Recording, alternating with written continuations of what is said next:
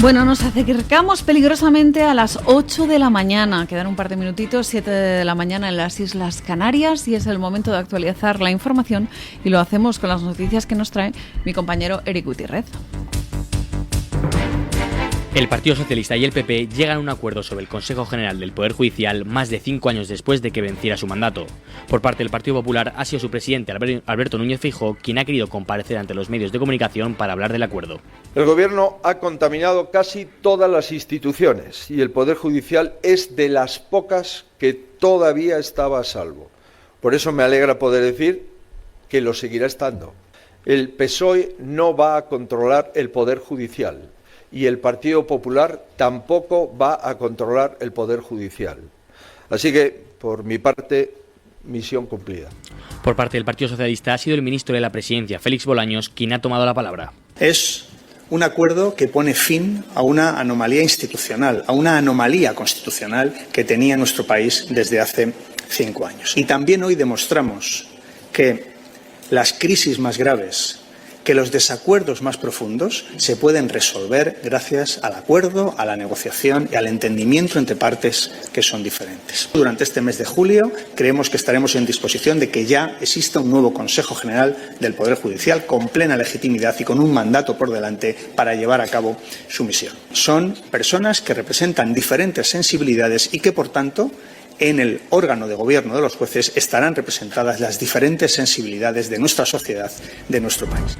Este pacto provocará un cambio significativo en el Tribunal Supremo, que con sus 79 magistrados podrá cubrir las 25 vacantes acumuladas. Los nuevos nombramientos también alterarán la composición de las salas del 61 y de Gobierno, ambas fundamentales. La sala del 61 resuelve conflictos de competencia entre juzgados y gestiona causas que afectan a presidentes de sala o a la mayoría de los jueces en particular.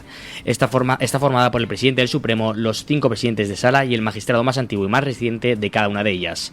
La cascada de nombramientos también afectará a la sala de Gobierno del Supremo, encargada de aprobar las normas de reparto de asuntos. Esta sala está compuesta por el presidente del Supremo. Bueno, ya ven ustedes que era sumamente importante esta renovación del Consejo General del Poder Judicial. ¿Por qué? Pues porque había 46.000 asuntos pendientes en el Tribunal Supremo. Ahí es nada, ¿eh? Esto es lo que suponía el bloqueo. 5 años de bloqueo da para acumular bastante. Como dice mi compañero Eric Gutiérrez, había 94 vacantes en la cúpula judicial, concretamente 25 en el Tribunal Supremo, 38 en tribunales supremos superiores de justicia, 30 en audiencias provinciales, 1 en la Audiencia Nacional. Esto es lo que supone el bloqueo, pues de 5 años, ¿no? De más de 2.000 días allí, pues viéndose las caras Partido Popular y Partido Socialista, sin ponerse de acuerdo. Claro, hay muchos que dicen, bueno, pues es que la cuestión de que se hubiera bloqueado era peor. Pues sí, porque lógicamente con esos asuntos pendientes es un hecho dramático. Pero lo que ha pasado con este pacto entre Partido Popular y Partido Socialista es que al sustituir 20 vocales acordando ciertos nombres, se truncan las expectativas de los profesionales de la judicatura, de los magistrados que querían un sistema diferente y que por tanto nos eligieran a los vocales por el perfil ideológico que tienen, ¿no? Ahora mismo se lo reparten. ¿Cómo se lo reparten? Pues quizás ustedes no saben que hay una serie de asociaciones que proponen a una serie de candidatos. ¿Son profesionales buenos? Pues sí, lo son, pero también tienen perfiles ideológicos. Y en el caso de The Objective hay una información muy interesante en la que consultan a diferentes jueces para conocer si realmente pues cumplen las expectativas. Y todos ellos lamentan que tienen un perfil ideológico muy marcado y que es una oportunidad perdida de poder resolver el bloqueo de una manera diferente. Por ejemplo, hay asociaciones como Hay Derecho, que es un think tank, y que proponía una fórmula que aseguraba en cierta manera la independencia de los nombrados sin necesidad de reformar la ley actual. O sea, se podía haber salido del escollo. ¿Cómo? Pues como se suele hacer en algunas cuestiones como más simples de la vida cotidiana, que es con un sorteo entre los candidatos que cumplieran los requisitos legales.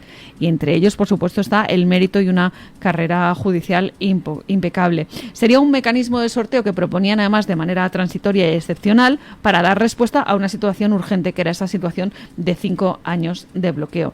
Es un sorteo que se aplica en multitud de casos, y así simplemente los nombramientos respondían a criterios objetivos de mérito y de capacidad, no a criterios ideológicos, sino que previamente se definían con transparencia y libre concurrencia esos criterios, ¿no? Para que en el fondo pues tuviéramos un Consejo General del Poder Judicial nombrado pues de una manera arbitraria, en el sentido de que se deja de lado el perfil ideológico.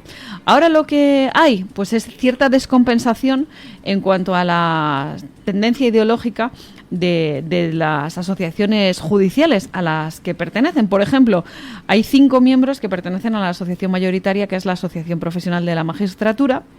Hay 3 que pertenecen a juezas y jueces por la democracia. Iba a decir solo jueces por la democracia, pero son juezas y jueces por la democracia. Y hay 2 asociaciones que son muy importantes, que son, por ejemplo, la Asociación Judicial Francisco de Vitoria, que tiene 885 afiliados, y el Foro Judicial Independiente, con 338 afiliados, que no han conseguido incluir ni un solo nombre entre los vocales de procedencia judicial en este nuevo consejo. Bueno, pues ya ven ustedes, marcado perfil ideológico, vinculación política de todos ellos. Fíjense ustedes que leyéndose este artículo reseñaban algunos nombres en los que, a pesar de su adscripción, se podía dialogar y llegar a encuentros con ellos. Ya ven ustedes, y esta es la mejor de las circunstancias, ¿no? Lo más elogiable de estos jueces. Imagínense cómo de extrema será la vinculación ideológica de todos los demás, ¿no? Porque que tenga que reseñar un periódico a través de las entrevistas a diferentes magistrados y jueces que la mayor virtud de alguno de los miembros que se van a sentar en ese consejo es que se puede llegar a acuerdos con ellos, que se puede hablar. En fin, así están las cosas. Y como les decía, volvemos a contarles que la información que les traemos aquí a veces es servicio, y por eso les damos algunas claves para entender por qué es tan importante el Consejo General del Poder Judicial y por qué tienen tanto interés los partidos políticos en controlarlo. Y es que entre las competencias del CGPJ está el nombramiento de los magistrados del Tribunal Supremo y otros altos cargos judiciales, y también proponen el nombramiento de 2 magistrados del Tribunal Constitucional. Y por tanto, el Partido Popular y el Partido Socialista no quieren perder poder ni en el Tribunal Supremo ni en el Tribunal Constitucional. ¿Por qué? Pues por lo que pueda pasar. Porque luego se promulgan leyes como, por ejemplo, la de la amnistía, y te viene bien políticamente tener gente que te las vaya a aprobar, gente que pida, como por el caso de la Fiscalía, que se apliquen de manera tajante. ¿Por qué? Pues porque conviene políticamente. ¿Ven ustedes cuál es la injerencia de la política en la justicia? ¿Ven ustedes esa conexión? ¿Ven ustedes esos tentáculos que extienden los unos y los otros? Pues por eso somos tan pesados con la renovación del Consejo General del Poder Judicial. Porque lo que están haciendo es meter sus manos también dentro de los jueces y de los magistrados. El Consejo de Ministros aprueba una subida salarial del 2,5% a los funcionarios con 6 meses de retraso. Así lo ha confirmado la ministra de Hacienda, María Jesús Montero. Respecto al sueldo de los funcionarios, mantenemos nuestro compromiso con los empleados públicos, no en vano, son el principal activo que tienen las administraciones, y por este motivo se recoge la revalorización salarial del 2% en 2024, que será efectiva con carácter retroactivo desde el 1 de enero de este mismo año. Un incremento que podrá sumar un 0,5% adicional en función de la evolución de la inflación, una cuenta que corresponderá al mes de enero del próximo año, aunque referido a este ejercicio.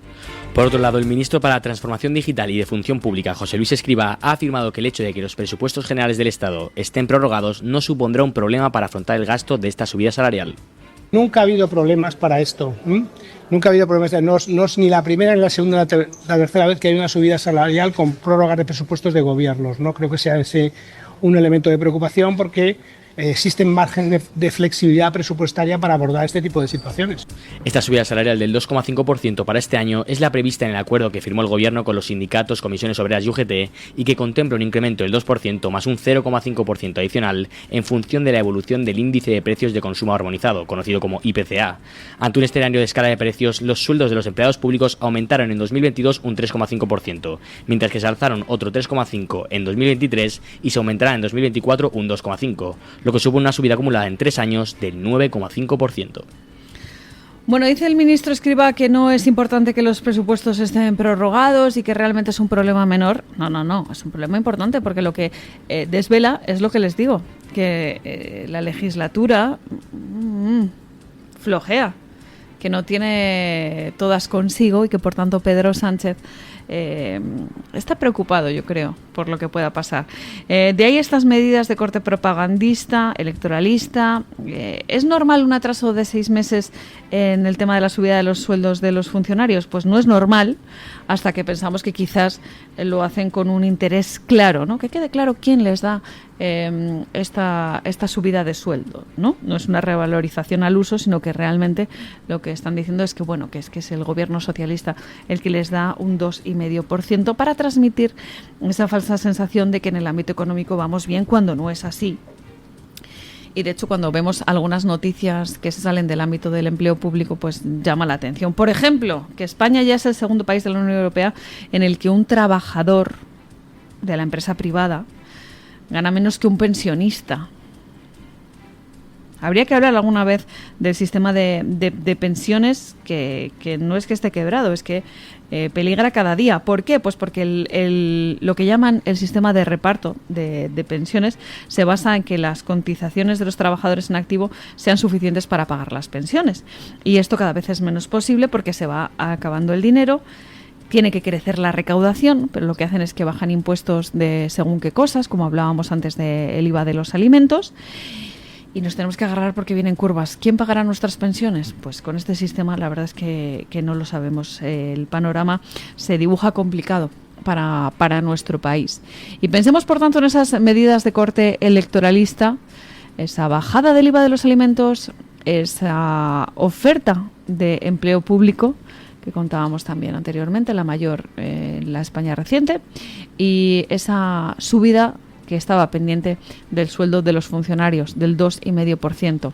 ¿Casualidad? Estas 3 medidas juntas en la última semana de actividad parlamentaria ordinaria, con todo lo que tenemos encima de la mesa, pues la verdad es que no lo creo. La Asociación Feminista Alianza contra el Borrado de las Mujeres ha presentado una denuncia ante el Ministerio de Igualdad por 120 casos de presunta malversación de fondos del Pacto de Estado contra la Violencia de Género. Entre los casos denunciados se incluyen actividades como carreras de tacones, papeleras y contenedores para tampones, pasos de peatones arcoíris, talleres de maquillaje, charlas LGTB y bailes con vermú. Según la Alianza, estas iniciativas no deberían financiarse con los fondos del Pacto de Estado, que deben destinarse a ayudar a mujeres víctimas de violencia. Cabe destacar que el Ministerio de Igualdad, dirigido por Ana Redondo, ha distribuido este año más de 160 millones de euros a ayuntamientos y comunidades autónomas. Bueno, ¿a dónde va lo que usted paga en impuestos? O sea, usted cuando de repente, por ejemplo, tiene que hacer la declaración de la renta, le sale a pagar.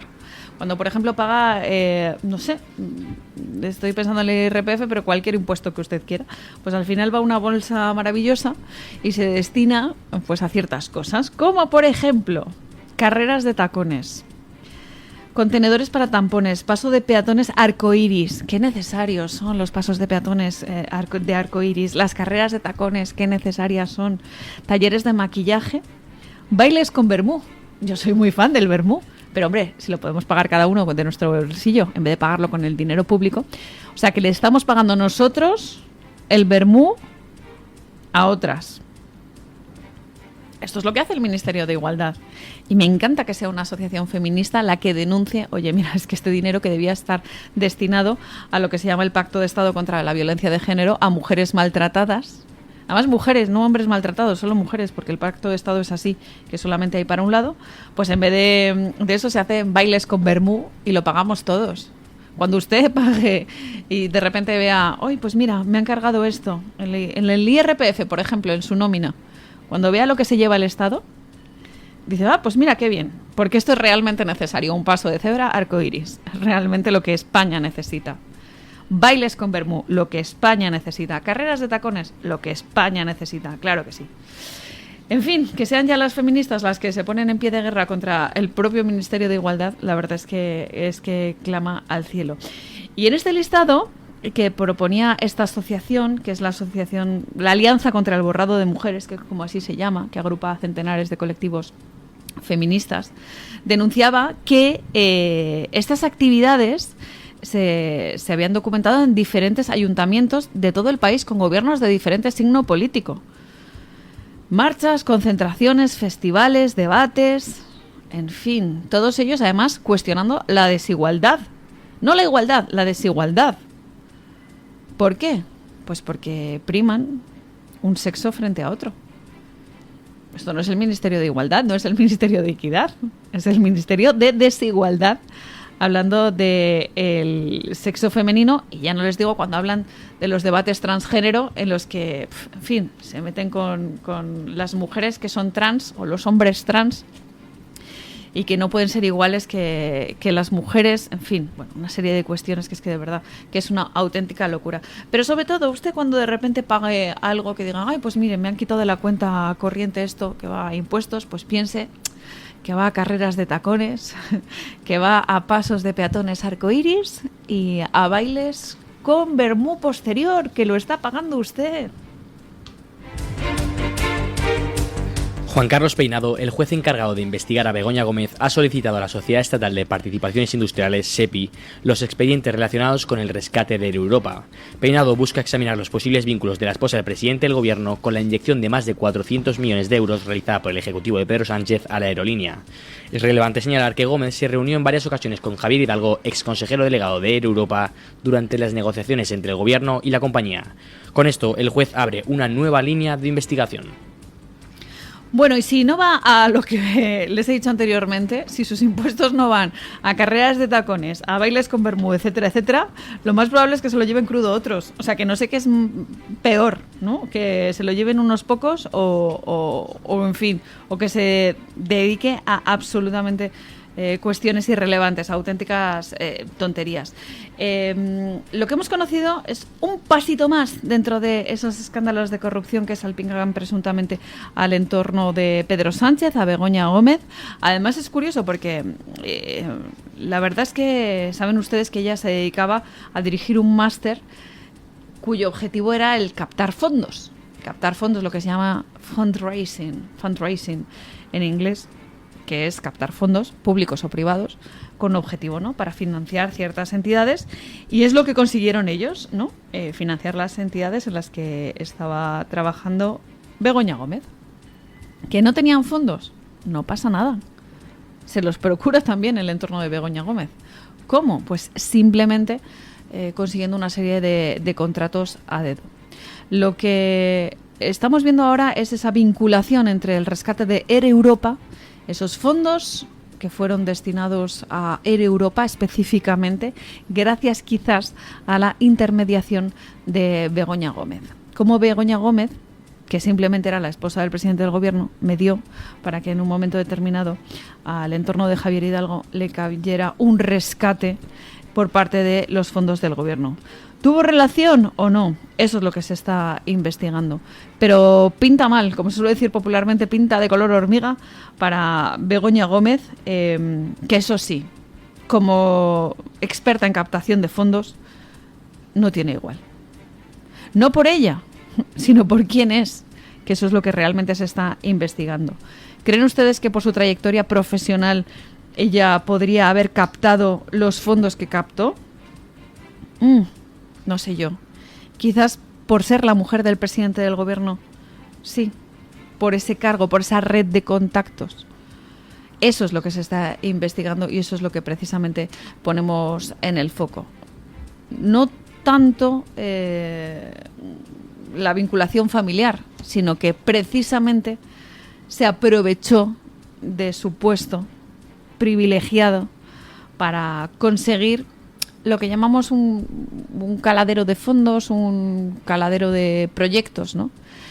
Se suma el caso del máster. Saben ustedes que estaba en la Universidad Complutense dirigiendo un máster y realmente no tenía la categoría docente como para dirigirlo, que sí estaba como codirectora, que había un profesor adjunto. El caso es que era todo una tapadera.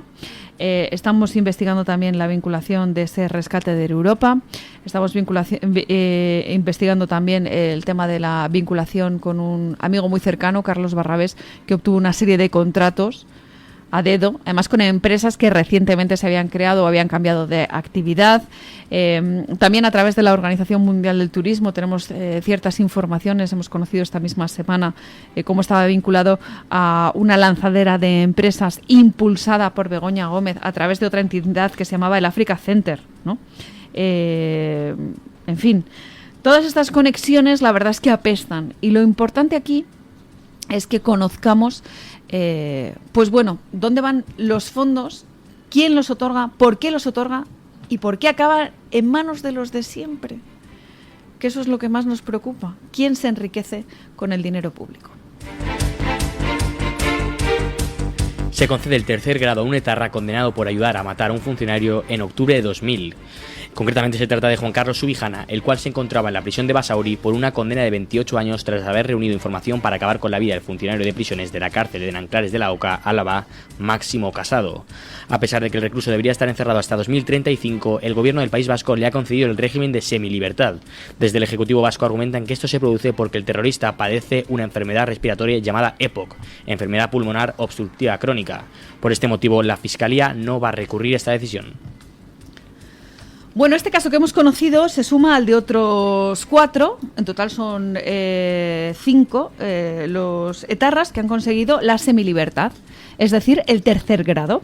¿Qué pasa? Que como las competencias están transferidas a las comunidades, el gobierno vasco es al final el que ha decidido 5 nuevos terceros grados en los últimos días, 4 de ellos a personas con delitos de sangre a sus espaldas. Les contaba a mi compañero Eric Gutiérrez el caso de Juan Carlos Subijana, condenado por el asesinato del funcionario de prisiones Máximo Casado. También podemos sumar el caso de José María Arregui, alias Fiti, condenado en el atentado de la Casa Cuartel de Zaragoza en 1987. ¿Se acuerdan ustedes de esas imágenes? Igual eran muy jóvenes y no los han visto, pero por favor, vayan a ver el atentado de la Casa Cuartel de Zaragoza. Hay imágenes más que de sobra a través de Internet. Bueno, pues nada, semilibertad. Así de sencillo. Otros 3 beneficiados: Manuel Miner, asesino de un ertzaina de Iñaki Totorica Vega en el año 2001. Garicoitz García, que no tiene víctimas mortales. Les contaba yo que había 4 con delitos de sangre a sus espaldas y en este caso no. Y en el caso de José María Novoa, pues está condenado a 30 años por asesinar en el año 98 al guardia civil Alfonso Parada Ulloa. Queremos recordar el nombre de sus víctimas porque para nosotros es sumamente importante que las víctimas del terrorismo tengan eso, memoria, dignidad y justicia.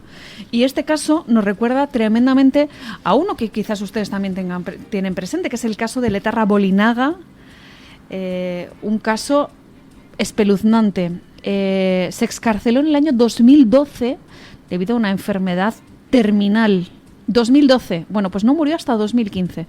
Se pasó 3 años en libertad, con su familia, con sus amigos. Qué lástima que sus víctimas no tuvieron la misma suerte. Este etarra pudo morir tranquilamente en su cama y, sin embargo, sus víctimas no pudieron pasar sus últimos días en libertad, con su familia, con sus amigos. En fin, pasó entonces. Dividió el PP el caso del etarra Bolinaga. Hubo voces que dijeron que esta concesión del tercer grado fortalecía a la banda terrorista ETA. Y ha vuelto a pasar, pero en este caso ya es el gobierno vasco el que otorga esa semilibertad, la del tercer grado. Por cierto, saben que hay diferentes grados penitenciarios, primer grado, segundo grado. Ahora mismo ya no hay nadie en primer grado, todos los demás presos terroristas están en segundo o tercer grado. Pues en fin, esto es lo que se consigue cuando cedes a los chantajes de los herederos de ETA. Y son las cosas que tenemos que ver para que el gobierno de Pedro Sánchez esté sustentado y que, por tanto, pueda seguir en la Moncloa. Todo tiene un precio, todo tiene un precio. Y que los etarras estén en semilibertad es el precio que estamos pagando para que Pedro Sánchez siga en la Moncloa. Y llegados a este punto, señores, tenemos que hablar con el redactor de Voz Media, Williams Perdomo, que nos trae la actualidad de este diario que encuentran alojado en internet en www.voz.us. Don Williams Perdomo, muy buenos días. Muy buenos días, doña Carmen, gusto en saludarle. Hoy en Voz Media informamos de que un juez modificó la orden de silencio de Donald Trump y le permite hablar sobre testigos y miembros del jurado en el caso sobre el dinero oculto por el que fue condenado. El fallo del juez Juan Merchan llega pocos días antes del debate de Trump con el presidente Joe Biden, que se va a realizar el jueves. También seguimos de cerca la situación económica de Estados Unidos, y es que un nuevo estudio de la Universidad Chapman y el Centro Fronterizo de Políticas Públicas de Canadá reveló que 5 ciudades de la nación son consideradas inasequibles cuando se trata de pagar una vivienda. Esto las clasifica entre los 10 primeros mercados más caros del mundo. San José, California, es el lugar menos asequible de los Estados Unidos para pagar una vivienda. Justamente la situación económica es una de las principales preocupaciones de los estadounidenses. En ese sentido, también es noticia que Joe Biden afronta la reelección con las peores cifras de un presidente. El actual inquilino de la Casa Blanca comenzó el curso clave para conseguir la reelección con una aprobación del 41%, la más baja de la historia. En nuestro portal también podrán encontrar que más de 12 millones de personas cruzaron ilegalmente la frontera hacia Estados Unidos desde 2021, cuando Joe Biden asumió la presidencia, hasta mayo de 2024. Esto según muestran los datos obtenidos por The Center Square. Para conocer más sobre estas noticias y otras, recuerden visitar nuestra página web voz.us y también nuestras distintas plataformas digitales. Pues muchas gracias, don Williams Perdomo. Seguiremos la información a través de www.voz.us para conocer toda la información de Estados Unidos, además para el público hispano, que es sumamente importante, y en 2 idiomas, en inglés y en español, para que vean el hondo calado que tiene nuestro idioma allende los mares.